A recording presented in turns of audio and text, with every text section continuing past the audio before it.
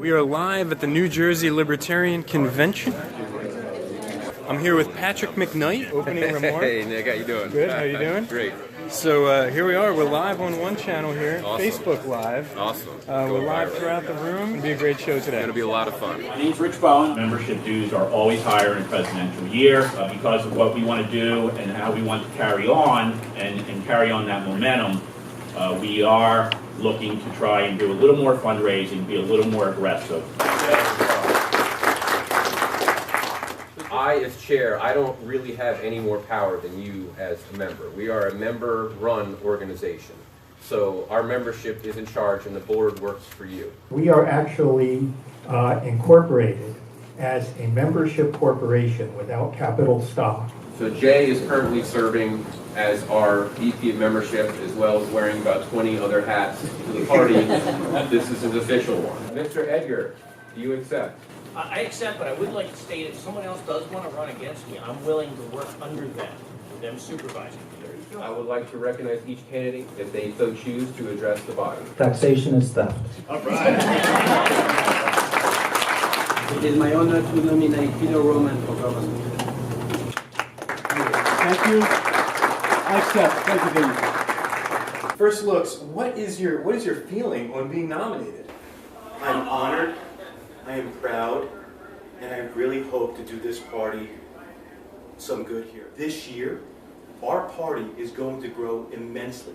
If I'm elected governor on Inauguration Day, on day one, I'm going to empower law-abiding gun owners by issuing mass pardons retroactively and proactively for anyone who's a law-abiding gun owner to carry a weapon on their person, concealed or open. What would be your policy number one if you were to take office? First order of business, day one, we are slashing things in the budget. We need to eliminate as much as possible. I love tax reduction. Anthony, what is the main thing that has brought you to the Libertarian Convention today? Right. Well, I've always been into politics. I'm a political science student back at Ohio State. And it's just something that I've always wanted to be a part of, but I never knew what my opportunity might be. After watching the Libertarian Convention last summer and watching Austin Peterson speak, I was really inspired. And he proved to me that young people can have a voice in politics. You need to be 21 years old to run for General Assembly in New Jersey. I am 21 years old. What are your thoughts on the Penn East pipeline? I would be most concerned that it does not go through private property and eminent domain is not being involved and used to obtain the land needed. I understand that that the power plant wants to convert from coal over to natural gas, and that's the way to go. But I'm not really in favor of anything that would strip the property rights of people and have pipelines going through their backyard. Ryan, what are the biggest challenges facing the New Jersey Libertarian today? Well, I think from a party perspective, I think that we just have an awareness issue and that people really don't know what libertarians are. I believe wholeheartedly that most people kind of have an affinity kind of towards a fiscally conservative kind of outlook. People want to keep the most amount of money within their pocketbooks. They want to see their taxes being spent in the best way possible. But also from a social perspective, do people really care if you're smoking marijuana kind of within your own house? I don't think so. And I think that more and more kind of folks are moving towards the libertarian ideals. The Libertarian Party was officially created about 45 years ago, and if you told people during that time that marijuana was going to be legalized, that was a mainstream issue, or same-sex marriage was going to be something that's accepted kind of throughout the state, they would have thought you were crazy. Libertarians are ahead of the time, and I think what you'll see is that over the next few election cycles, more and more people will be in tune to the libertarian principles and come on board to the party. I think we live in a time in which social media can reach out to a great number of people. I think that maybe 20 or 30 years ago, there was a tremendous hurdle for getting the word out kind of through mainstream media such as radio and television and things like that, which required very large dollars. I think that we can capture the hearts and minds of individuals kind of through relatively low-cost options. Additionally, the party is growing. The party has doubled in size over the past year. Over the general electorate presidential election, 4 years ago it was 1%. Now it's 3%. Tripled. Tripled. I think that's just a tremendous achievement, and we're growing faster than any other political party within the United States. And I think that we need to capitalize on this tremendous positive momentum. Brendan, a couple questions for you here today. I know you are running for a seat in a very close to my heart county of Monmouth. Yes. Which is actually where I went to college, where I met my wife. Very good times. And I currently do a ton of business in Monmouth County. So the more libertarian it could be, the better.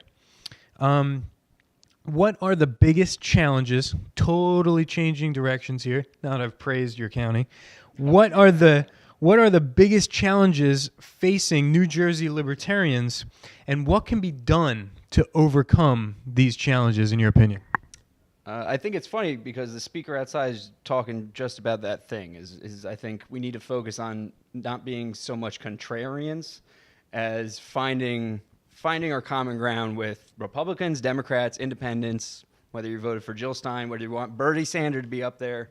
I want to talk to you. I want to find out, what we can do together to work together in the county, make the county a better place, and in turn make the state a better place. As a state, have something called a assault weapon ban here in New Jersey, and on a national level, there are more freedoms. Okay. Whereas on a national level, there are a lot of opportunities to maybe even be more libertarian that New Jersey does not have. Yes, even our neighbor Pennsylvania is more free in the sense that there's a lower tax burden over there. You have more gun rights. We have an opportunity here. Oh, okay. Yeah. We have an opportunity to be at the frontier here. How familiar are you with South Jersey? South Jersey, I actually went to Rowan University for a couple years, so I lived in Glassboro for maybe 2.5 years, so a little familiar. I grew up in Freehold, so I'm kind of right in the middle of New Jersey. So I was born and raised in Gloucester County, and even some of the counties south, yes, you can go even further south than Gloucester County, Cumberland County, Salem County, these flyover counties here in New Jersey are really keeping the spirit of the Garden State alive. And there's opportunity there. There's huge fiscal opportunity for a cash crop like marijuana, in my opinion. I think the state can look at legalization of recreational marijuana, cannabis, as a moneymaker. I'm Jeff Hetrick, and I'm running for State Assembly, District 27 in New Jersey. Jeff, thank you. My name is Damien Caillot, and I'm running alongside Jeff for the 27th District for the State Assembly. And I heard you guys talking. Am I correct? You've ran together before? Correct. 2015 fundraise. We did a couple of debates. Mm-hmm. Pretty active campaign, so it'll be fun again running together. Very cool. Very cool. So the Libertarian Party has grown enormously recently. We've had incredible growth. Speaking from your perspectives, I'm going to start it off with Jeff. What do you think can be done to continue that type of exciting, transformative, energizing and enacting new libertarians, or libertarians who didn't know they were libertarians, or conservatives who were more libertarian than Republican, or Democrats who were mistaken that they thought freedom could only be obtained from being a Democrat and are actually libertarians? How do you pull these people out of the woodwork? I think a lot of it is about what we're doing today, just with the convention. And we have, I don't know how many people running, 30, 40 or something like that, just in New Jersey. Compared to when I first signed up with the Libertarian Party, we barely had any candidates. It's be there and do it. I figured you have to have people on the ballot, as many as possible. We all have work. We all believe in working and earning a living, and bettering your family's lifestyle as much as you can, the best for your children. But we all think that we can something like we deserve better than what we have now. So I think the message is not new. Nick Catucci here with Mike Chazukov, and Mike is obviously a member of the Libertarian Party. We're here at the New Jersey State Libertarian Convention in New Brunswick, And Mike, I just wanted to say, what is the number one issue that has brought you into this party and has you here today? It all boils down to individual rights. For me, everybody's got a different meaning for that. For one person, it might be school choice, so that they have the right to educate their children the way they want. Other people, legalization of cannabis is a hugely important issue. I've been involved in that issue for 7-8 years now, so it's very important to me, as well as the drug war.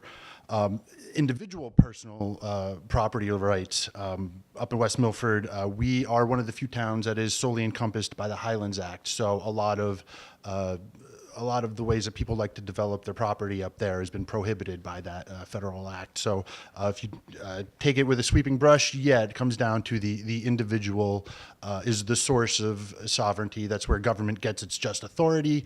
And I think a lot of that sovereignty needs to be redistributed to the individuals in the community. Beautiful, Mike. Thank you very much. So we clearly see that there is a difference between what the nation allows, essentially, for libertarian freedoms and the libertarian freedoms that we enjoy here in the state of New Jersey.